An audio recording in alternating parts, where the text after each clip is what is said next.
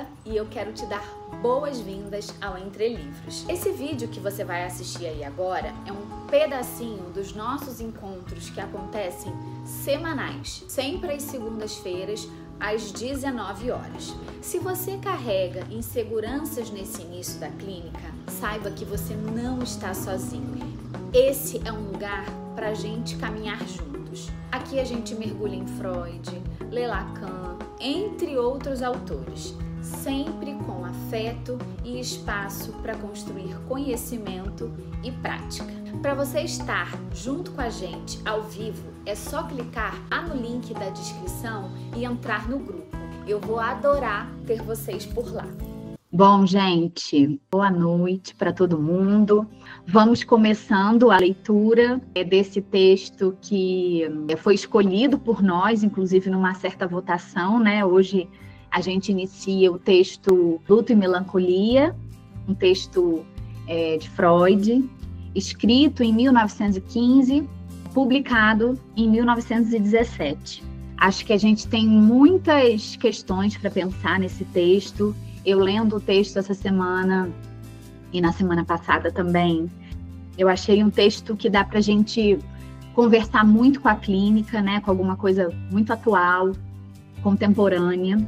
E assim como nos textos anteriores eu utilizo, né, um ponto de ajuda, um ponto de contribuição, eu estou utilizando esse para ler Freud, da Sandra Edler. Eu não sei se vocês conhecem.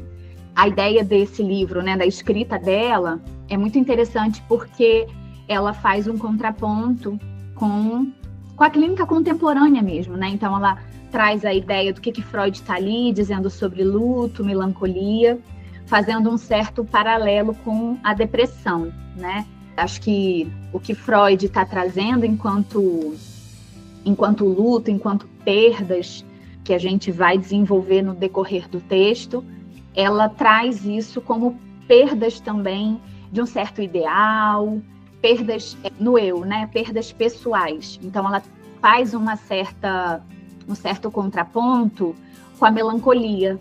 E eu acho bem interessante a gente poder pensar nisso, né? Porque a gente ouve muito falar sobre depressão. Acho que, de alguma maneira, isso é alguma coisa que está presente na clínica.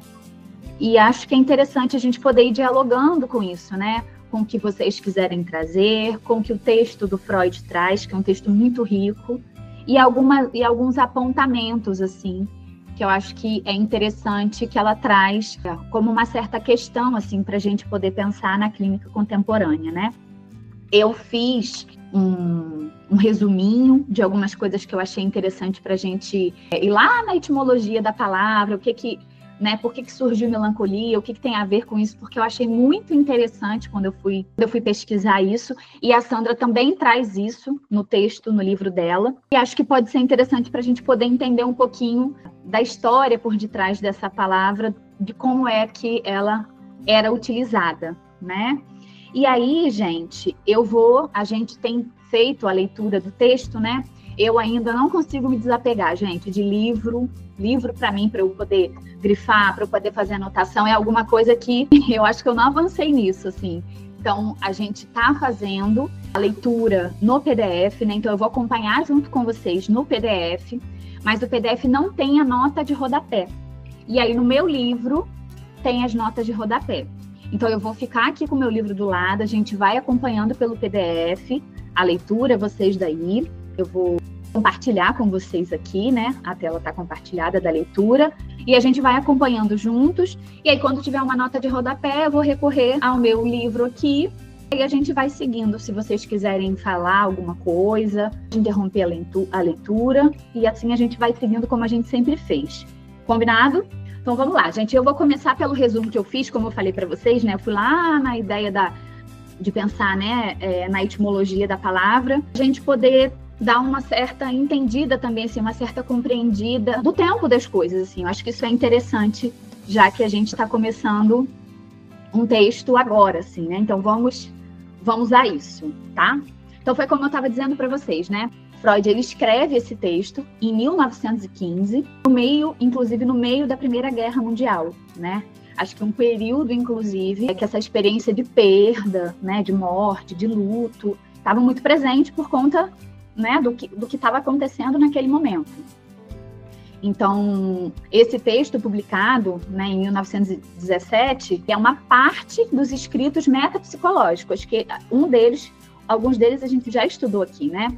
Funções e seus destinos, tem o texto Recalque, a gente entende hoje como repressão, aliás, era repressão, a gente lê hoje como recalque, o inconsciente, complemento metapsicológico à teoria dos sonhos. É muito interessante porque eu estava lendo esse texto, que é um texto que antecede, inclusive, o texto que a gente vai começar a ler agora, e ele faz um paralelo muito interessante com o que a Zaira está lendo, o texto de Lacan, né? Então, acho que quando a Zaira, retornando ao texto de Lacan, se a gente achar interessante fazer também alguns contrapontos com esse texto, complemento metapsicológico à teoria dos sonhos, acho que pode ser interessante. Eu dividi isso com ela, a gente teve algumas trocas, mas vamos deixar isso para quando ela voltar.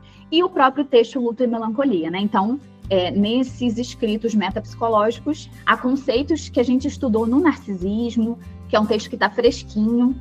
Então, eu acho que isso vai fazer com que a gente, de alguma maneira, possa estar ainda em contato com textos e com leituras que a gente já fez aqui. Luto e Melancolia é um deles que a gente vai começar a ler aqui, né?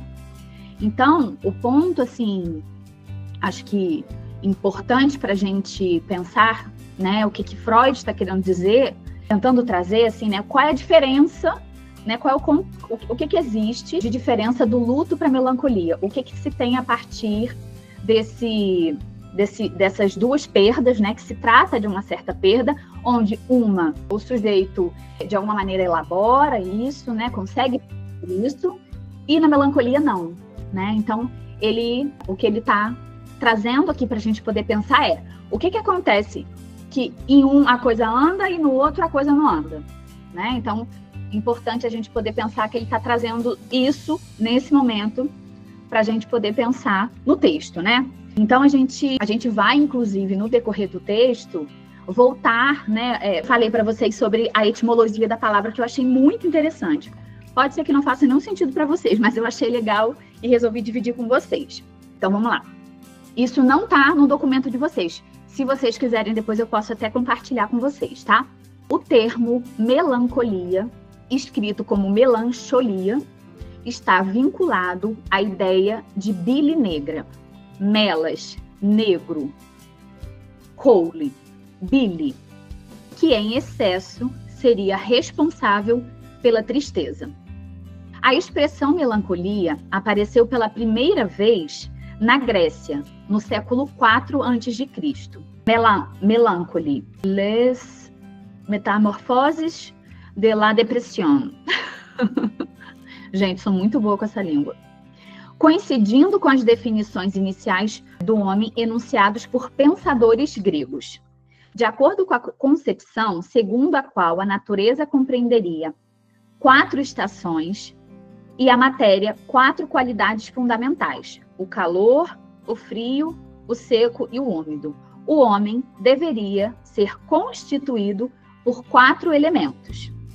Assim, no início do século IV, Hipócrates formulou a teoria dos humores, que seriam igualmente 4: o sangue, a linfa, a bile negra e a bile amarela.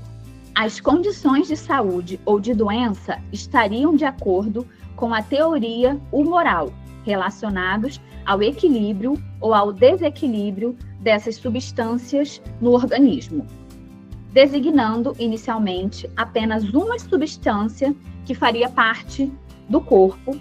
A melancolia passou depois, por associação, a nomear a condição doentia associada ao excesso de bile negra, cuja manifestação mais nítida era a tristeza.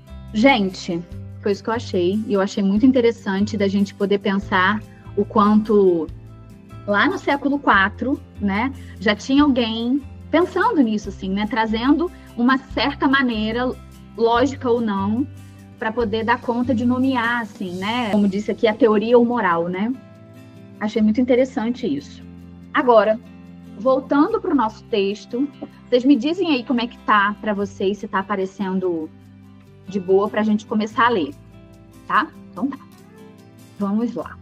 Bom, depois que o sonho nos serviu como modelo normal dos distúrbios psíquicos narcísicos, façamos a tentativa de elucidar a natureza da melancolia, comparando-a com o afeto normal do luto. Então, o que Freud já está querendo dizer aqui de cara para a gente? Que ele vai se utilizar do luto para tentar compreender a melancolia, assim como quando a gente estudou, né, inclusive, Introdução ao Narcisismo, que o sonho foi compreendido, né, foi entendido como um modelo normal dos distúrbios psíquicos narcísicos. Então, o que ele está dizendo é que ele vai se utilizar do luto para tentar compreender o que tem na melancolia, que é essa coisa que está ali, de alguma maneira, a ser investigada. Desta vez, temos que admitir algo de antemão para evitar uma superestimação dos nossos resultados. A melancolia, cuja definição varia mesmo na psiquiatria descritiva, apresenta-se em variadas formas clínicas, cujo agrupamento, numa só unidade, não parece estabelecido, e das quais algumas lembram antes afecções somáticas do que psicogênicas. Aí eu vou ler aqui o que tem aqui na minha nota de rodapé. Acho que antes aqui, quando ele fala, né, do afeto normal do luto, tem uma nota aqui. Então, o que ele está dizendo do luto? É pertinente registrar que esse termo alemão significa tanto luto como tristeza. Assim, o equivalente em português do adjetivo é triste. Então, agora, quando ele diz aqui, né, das afecções somáticas, ele está dizendo, no original, somatis, aqui caberia provavelmente o termo orgânicas. Então, a gente lê aqui, lembram de afecções somáticas, caberia também orgânicas. Pois uma doença somática ainda pode ser psicossomática. Então, quando ele está dizendo aqui antes da psiquiatria descritiva também, ele está dizendo de um momento, essa psiquiatria descritiva, ele está se referindo a uma tradição clínica daquela época. Então, onde classificava a melancolia em diferentes formas a partir da descrição dos sintomas. Ele ressalta que a melancolia não constitui uma unidade clínica estável. Freud não pretende oferecer uma teoria geral de todas as melancolias, mas compreender metapsicologicamente aquelas em que a perda do objeto e a dinâmica do eu se tornam centrais. O que ele está dizendo assim, né? Que essa psiquiatria era de Kraepelin naquela época, Kraepelin, onde só havia a nomeação, né? Eles só descreviam ali. Freud está querendo dizer que ele quer ir mais a fundo para poder entender do que se trata isso, né? Então ele não quer ficar só no nome, só nessa descrição. Então vamos lá. Sem contar as impressões disponíveis a qualquer observador. Nosso material se limita a um pequeno número de casos cuja natureza psicogênica não permitirá dúvida. Assim, desde já renunciamos a toda pretensão de validade universal para nossas conclusões e nos consolamos na reflexão de que, dados os nossos atuais meios de pesquisa, dificilmente poderíamos encontrar algo que não fosse típico, senão de toda uma classe de afecções, ao menos de um grupo menor delas. A associação de luto com melancolia mostra-se justificada pelo quadro geral desses dois estados. E aí vamos à nota de rodapé.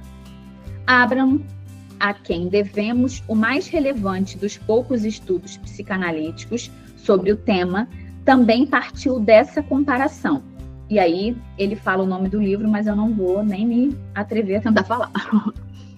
Neles também coincidem as causas oriundas das interferências da vida, ao menos onde é possível enxergá-las. Via de regra, luto é a reação a perda de uma pessoa amada ou de uma abstração que ocupa seu lugar, como pátria, liberdade, um ideal, etc.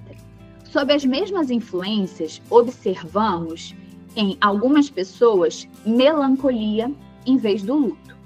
E por isso suspeitamos que nelas exista uma predisposição patológica. Então aqui Freud já está levantando uma hipótese de que a melancolia tem uma predisposição à patologia, enquanto o luto é alguma coisa comum, natural, né? Natural. Também é digno de nota que jamais nos ocorre ver o luto como um estado patológico e indicar tratamento médico para ele, embora ocasione um sério afastamento da conduta normal da vida. Confiamos em que será superado após certo tempo e achamos que perturbá-lo é inapropriado, até mesmo prejudicial. E é interessante porque a Sandra traz um ponto, né, no texto dela, né, na escrita dela, do quanto hoje em dia até viver um luto está difícil, assim, né? Como se houvesse uma certa urgência, uma certa necessidade e uma certa medicalização até diante do sofrimento que faz parte do processo, assim, né? Do processo da perda, né? Então, acho que quando Freud está dizendo aqui, né? E achamos que perturbá-lo é inapropriado, até mesmo prejudicial, acho que quando a gente traz isso, né, para os tempos atuais, a gente percebe o quanto é difícil até poder se viver um luto, poder elaborá-lo, né? Porque o sofrimento, a tristeza é alguma coisa que é vista como patológico, né? Como alguma coisa que não precisa ser vivida. E eu acho interessante porque aqui Freud já está trazendo alguma coisa para a gente sobre isso. E a gente consegue observar isso na clínica, né? Nos dias atuais, em pessoas até próximas, assim, né? Da gente. A melancolia se caracteriza, em termos psíquicos, por um abatimento. E aí tem uma notinha aqui também sobre isso, gente. Abatimento. E aí tem assim, ó. Verstimung, no original. Além das versões indicadas numa nota A, os instintos e seus destinos. No caso, a pulsão, as pulsões e seus destinos. Foram consultadas duas outras ao se traduzir este ensaio. Uma em português, assinada por Marilene Carone, Jornal de Psicanálise, 1985, e uma em francês por Laplanche Pontalis, no volume Metapsicologie.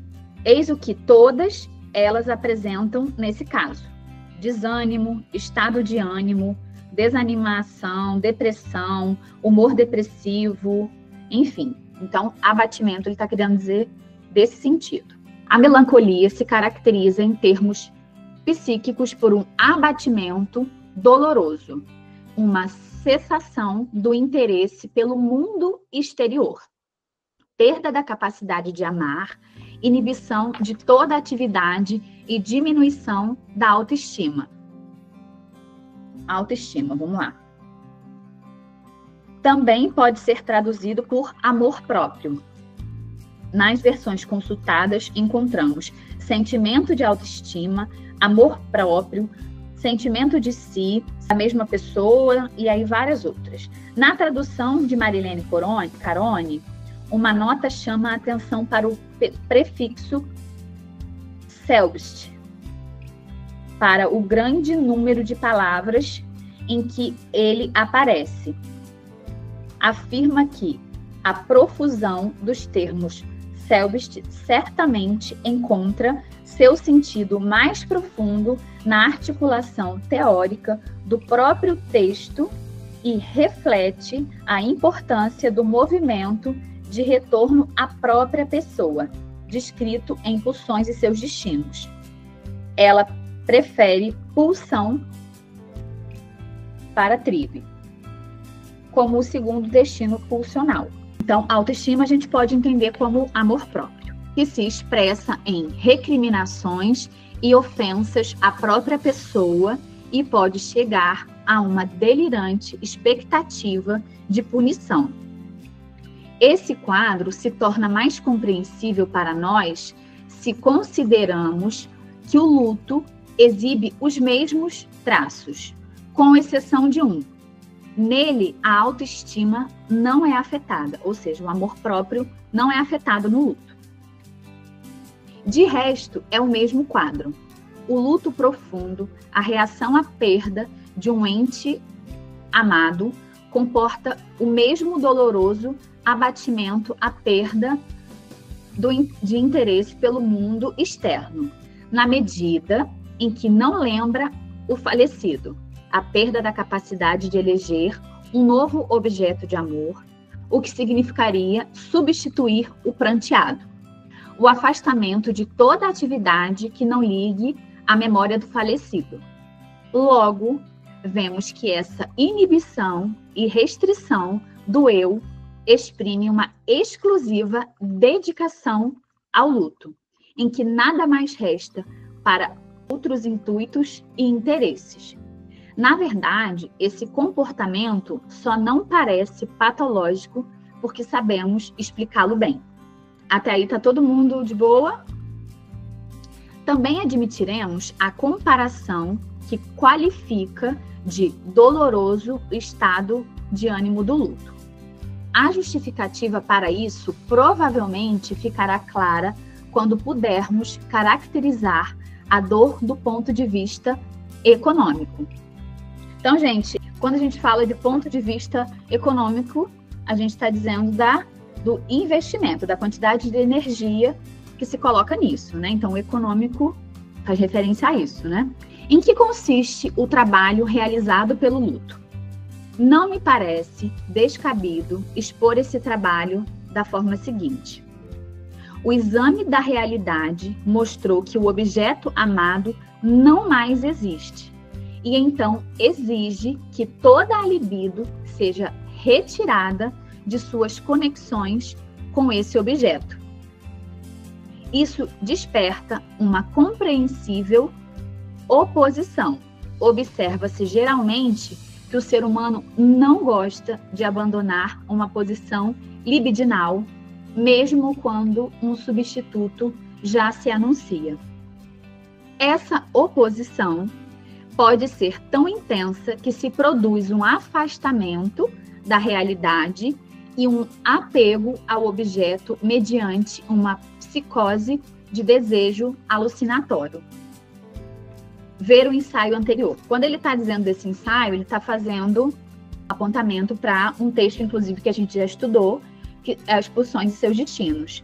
Então, acho que aqui em cima ele já está dizendo para a gente, né, inclusive, do quanto é difícil a gente desinvestir libidinalmente de algum objeto, principalmente quando se trata de um objeto amoroso, né? E eu acho que quando ele está dizendo desse objeto amoroso, ele está dizendo de qualquer coisa, de um emprego, de alguém que a gente perde, né? Uma pessoa querida que a gente perde. Então, isso abre um leque muito grande, porque isso é do caso a caso, né? De pessoa para pessoa, e que é alguma coisa que todos nós, sem exceção, a gente vai experimentar em algum momento na vida com alguma coisa. Aliás, muitos momentos na vida, né? Então, o que ele está dizendo é, a gente já não gosta mesmo, né? Já é difícil desinvestir libidinalmente. Principalmente quando se trata de alguma coisa que a gente perdeu e que a gente não gostaria de perder. O normal é que vença o respeito à realidade. Mas a solicitação desta não pode ser entendida imediatamente. Então, assim, né? Não é perdeu e a gente já entendeu que a coisa precisa ser elaborada, né? Que esse luto precisa cessar. E eu acho que é um pouco do que a gente estava, né? Do que eu estava trazendo há pouco, de que esse luto leva um tempo, assim, né? E o quanto parece que respeitar esse tempo, lidar com esse tempo, no contemporâneo, medicalização, entre tantas outras coisas, vem para, de alguma maneira, acelerar isso que Freud está dizendo que vai dar problema. Mas a solicitação desta não pode ser entendida imediatamente.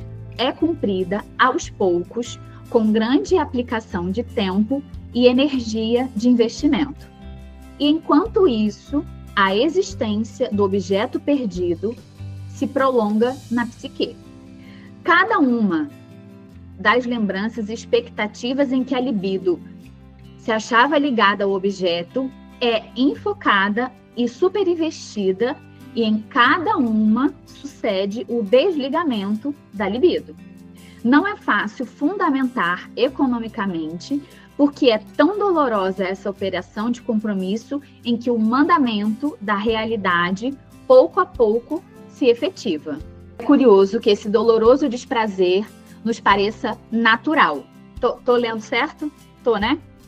Mas o fato é que, após a consumação do trabalho do luto, o eu fica novamente livre e desimpedido.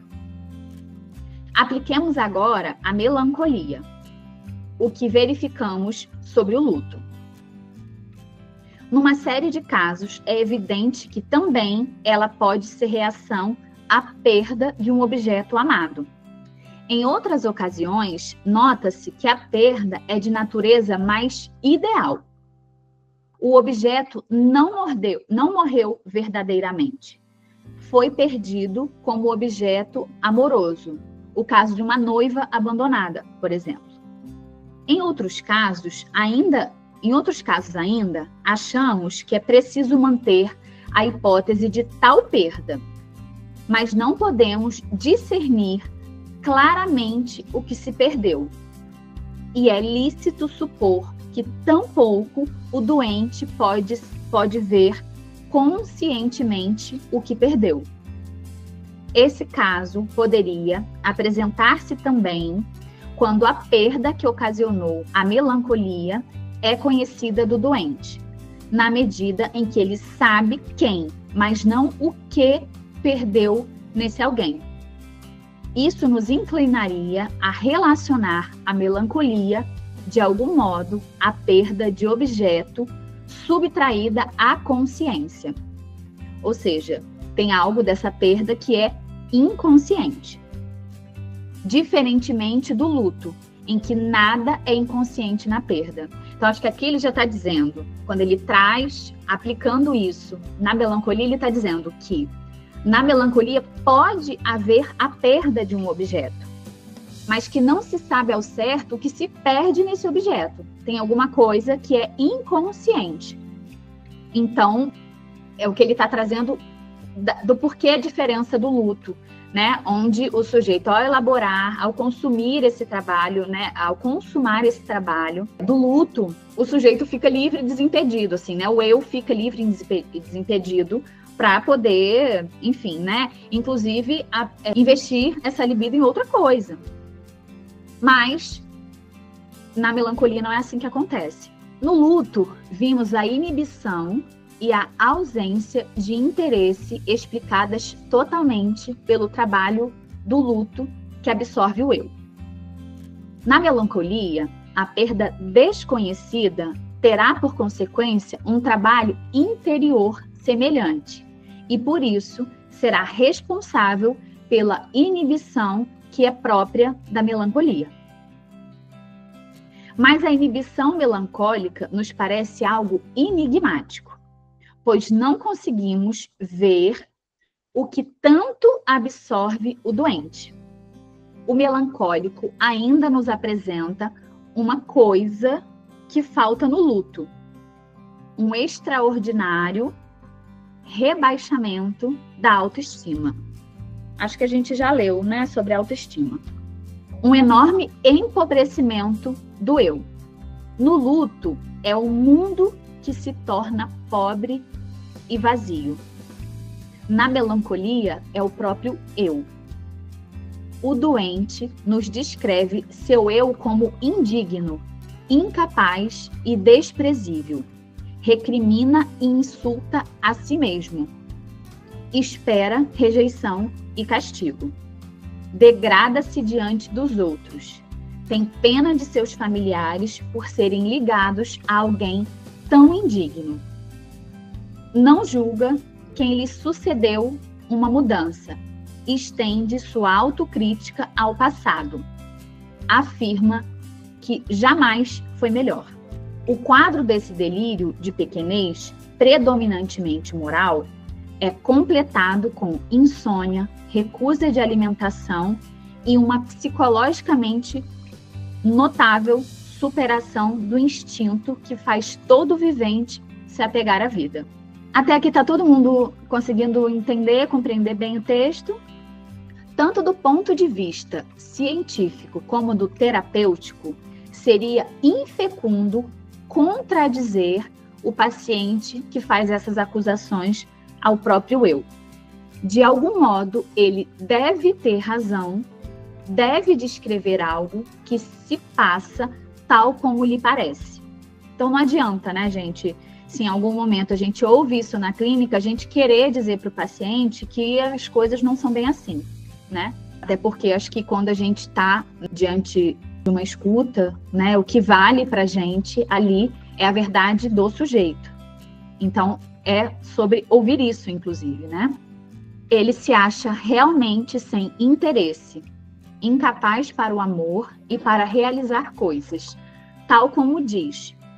Mas isso é secundário, como sabemos. É consequência do trabalho interno que consome seu eu. Trabalho que desconhecemos, comparável ao luto. Em algumas outras autoincriminações, o paciente também nos parece ter razão e apenas apreender a verdade de maneira mais aguda do que outros, que não são melancólicos. Quando, em exacerbada autocrítica, ele pinta a si mesmo como uma pessoa mesquinha, egoísta, insincera, sem autonomia, que sempre buscou apenas ocultar as fraquezas do seu ser, pode ocorrer, pelo que sabemos, que tenha se aproximado bastante do autoconhecimento e perguntamos-nos apenas por que é necessário adoecer para alcançar uma verdade como essa. Pois não há dúvida de que quem chega a essa avaliação de si mesmo e a expressa diante dos outros, avaliação similar ao que o príncipe Hamlet faz de si e de todos os outros, e aí eu vou ler para vocês a nota de rodapé. Então, o que o príncipe Hamlet fala? Trate cada homem conforme seu mérito e quem escapará do açoite. Então, pois não há dúvida de quem chega a essa avaliação de si mesmo e a expressa diante dos outros, avaliação similar ao que o príncipe Hamlet faz de si e dos outros, está doente. Quer diga a verdade, quer seja mais ou menos injusto consigo. Tampouco é difícil mostrar que não existe correspondência, a nosso ver, entre a escala do autoenvilecimento, essa autocrítica, essa coisa que volta muito depreciativa, isso quer dizer autoenvilecimento, e sua real justificação. Uma mulher que sempre foi boa, zelosa e capaz não falará melhor de si mesma na melancolia do que uma verdadeiramente imprestável. E talvez ela tenha maior probabilidade de adoecer de melancolia do que a outra, da qual nada saberíamos falar de bom. Deve nos chamar a atenção, por fim, que o melancólico não age exatamente como alguém pungido de remorso e autorrecriminação de maneira normal. Ele carece da vergonha diante dos outros, ou seja, o melancólico ele não tem vergonha de se autodepreciar diante do outro, né? Qual seria a principal característica desse estado, ou ao menos não exibe de forma notável? No melancólico, talvez possamos destacar um traço oposto, uma insistente comunicabilidade que acha satisfação no desnudamento de si próprio. Não é essencial, portanto, saber se o melancólico está correto em sua penosa autodepreciação, até que ponto sua crítica coincide com o julgamento dos outros. A questão é, isto sim, que ele descreve corretamente sua situação psicológica. ele perdeu o amor próprio. Deixa eu ver o que fala de amor próprio aqui. Aqui, amor próprio. Selbstachtung. É assim. Que nas versões consultadas foi traduzido por autorrespeito, própria estimação, respeito de si. Então, ele perdeu isso, né? O respeito por si próprio. Esse amor próprio a gente pode entender dessa maneira. E deve ter tido boas razões para isso. Mas assim, nós nos vemos ante uma discrepância que coloca um problema de difícil solução. Fazendo analogia com o luto, concluímos que ele sofreu uma perda relativa ao objeto. Suas declarações indicam uma perda no próprio eu.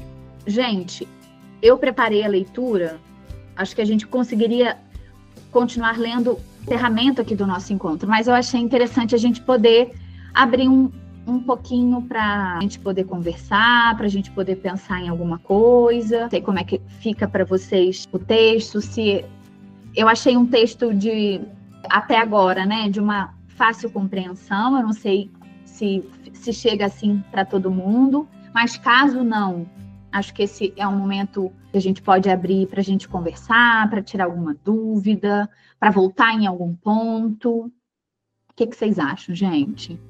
Me conte aí. O que você achou, Carla? Carla tá assim, ó. Então, eu já li esse texto ano passado, porque eu atendi uma pessoa que estava nesse processo de luto, eu precisava de algum texto que me orientasse, né? E aí eu li, eu também achei isso, assim, uma fácil leitura, assim, diferente de outros textos que é tão difícil, né? Esse é bem mais fácil, assim, a leitura.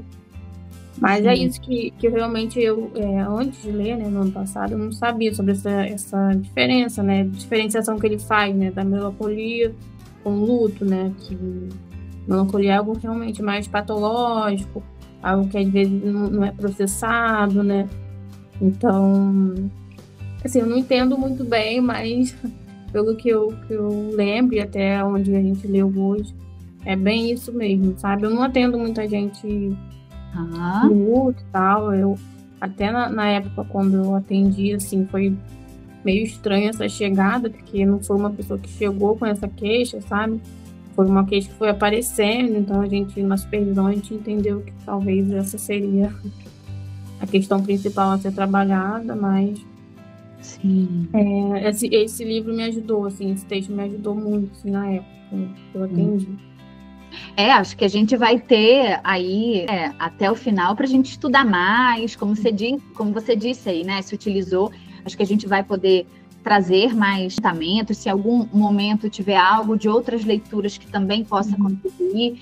Sei que Laura também já está lendo esse texto antes mesmo da gente estar lendo aqui. E aí, Laura, o que você pensou? Me pega muito a questão da medicalização. E desse momento, assim, acho que é a minha internet. Então, a gente está vivendo uma época que a tristeza não está sendo mais aceita, né? Sim. Eu assim, a questão da medicalização da tristeza, e não exatamente do luto mais tradicional que a gente, luto de uma morte, de uma perda grave, mas de qualquer tristeza. E, assim, corre-se para evitar que ela aconteça. E o quanto que isso depois vem de outras formas. Eu tive uma aula com Tiago Ravanello, não sei se vocês já viram ele.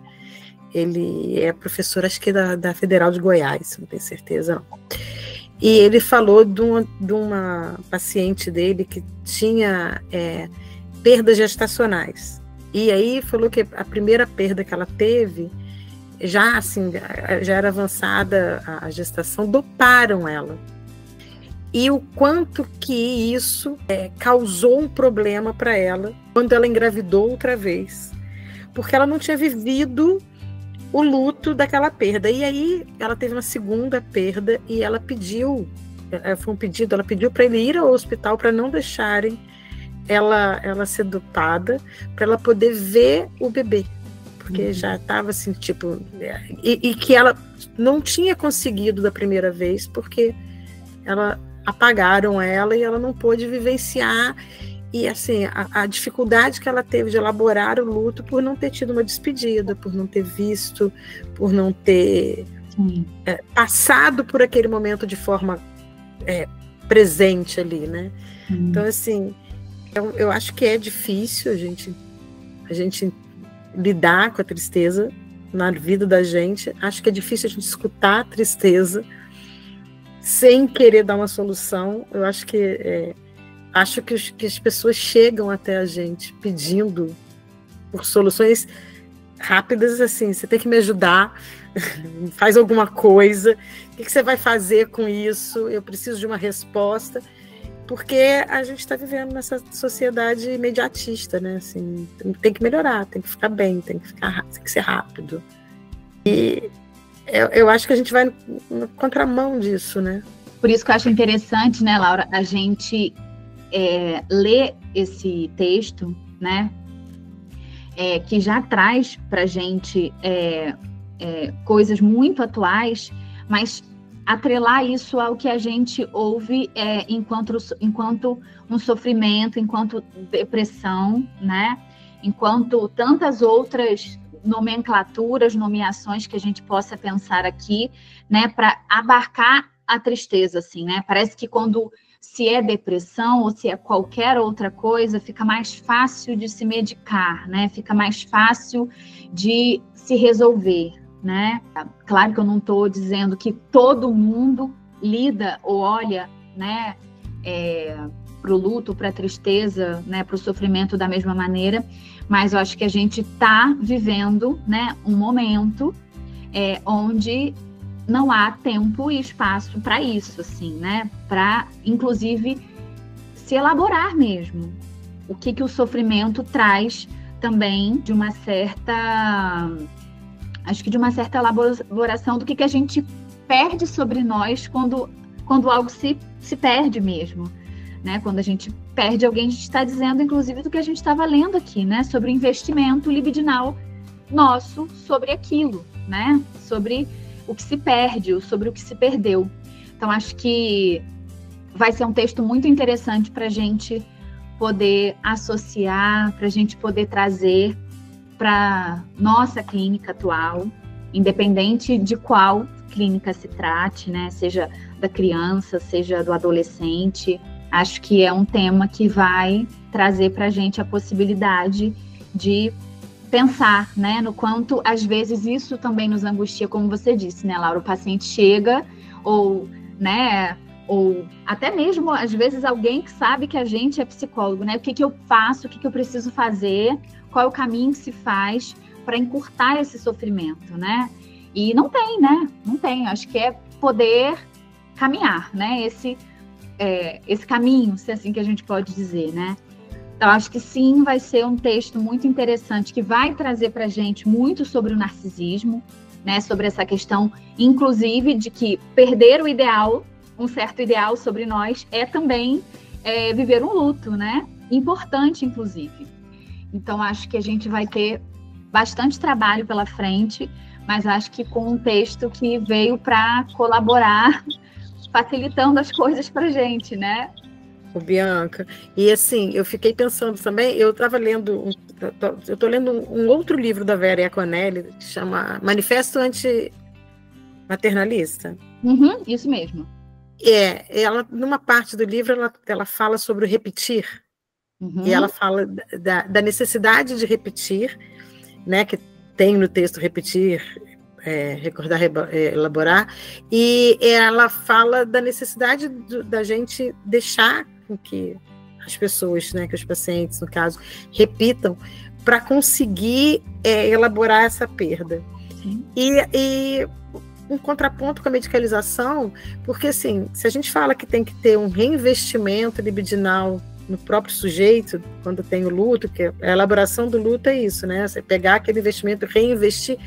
Se a pessoa está totalmente medicada, está totalmente, né, assim, sem sentir, como que ela vai reinvestir? anestesiada, não tem, porque não tem nem libido, né? Porque assim, no excesso de medicalização acaba, inclusive, com a libido para ser reinvestida. Quando que a pessoa vai conseguir terminar esse luto? De que forma que vai conseguir elaborar esse luto? Se for pelo caminho mais rápido de se tirar o sofrimento, né? Não dá tempo de reinvestir. Não acontece o tempo de reinvestir. É verdade. Acho que a gente vai ter muita coisa para poder pensar nesse sentido também, né, Laura? Ana, você queria falar alguma coisa?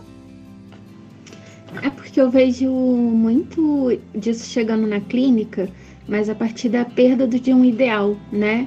Não de um objeto em si, né? Ou de algo concreto, né? Mas principalmente em pacientes jovens, né? Pacientes que estão ali passando da adolescência para a vida adulta, e aí cai aquelas fantasias, né? E aí se defronta com a realidade. E aí é quase que como um processo de luto mesmo, né? Que eles acabam fazendo, né? E dependendo de como que ele vai reagir, se posicionar, aquilo pode se tornar uma melancolia, porque aí volta essas ofensas contra si mesma, né? Volta essa depreciação contra si mesmo, né? Então, como que eu vejo isso aparecendo muito em jovens, né? Principalmente em jovens, assim, na clínica. Sim. Eu acho que é disso que a gente vai poder articular aqui, né? Com esse texto. Acho que vai ser um texto que vai dar pano para manga para gente. Gente, então, assim, só para a gente poder atuar, assim, né? Hoje a gente iniciou, né, com o que Freud traz para a gente, muito inicialmente, nesse texto, sobre uma certa distinção e os pontos que também existem em comum no luto e na melancolia, né? Então, acho que a gente vai partir desse ponto onde ele está questionando exatamente isso, como eu falei lá no início, né? O que um faz, o que é possível se elaborar no luto que, de alguma maneira, fica travancado na melancolia por uma autodepreciação desse eu, né? Que é o que diferencia, que é o que Freud traz como o primeiro ponto que ele levanta, né? De que no luto não há essa autodepreciação do eu, e de que na melancolia isso retorna, né? Como um certo massacre, né? Com esse eu, assim, um empobrecimento e, como ele diz, assim, né? Não há vergonha em se autodepreciar, né? Eu acho que isso é interessante a gente poder pensar também, porque a gente vive, inclusive, nesse momento, numa sociedade onde a gente tem que esconder, né? Todos os nossos defeitos, onde isso não aparece. E eu acho que quando ele traz isso, é uma coisa interessante para a gente poder ir entendendo, assim, né, do que ele está trazendo enquanto todas essas distinções e esses pontos para a gente poder pensar, né?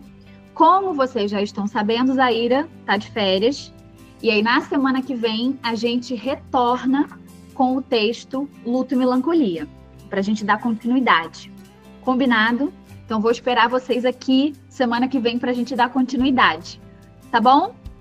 Gente, se em algum momento vocês quiserem fazer algum apontamento, tirar alguma dúvida lá no grupo também, pode usar o grupo para isso, porque aí é bom que todo mundo se articula, todo mundo fala, e a gente pode fazer disso também um lugar para circular.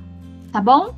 Então, até semana que vem, viu? Obrigada pela companhia e até semana que vem, gente. Um beijo. Tchauzinho, boa noite. Boa noite. Se esse recorte te ajudou, imagina estar com a gente ao vivo toda semana. O Entre Livros é gratuito e aberto. Você pode entrar agora mesmo. Clica lá no link da descrição e vem caminhar com a gente. Até a próxima leitura. Billie Jean became a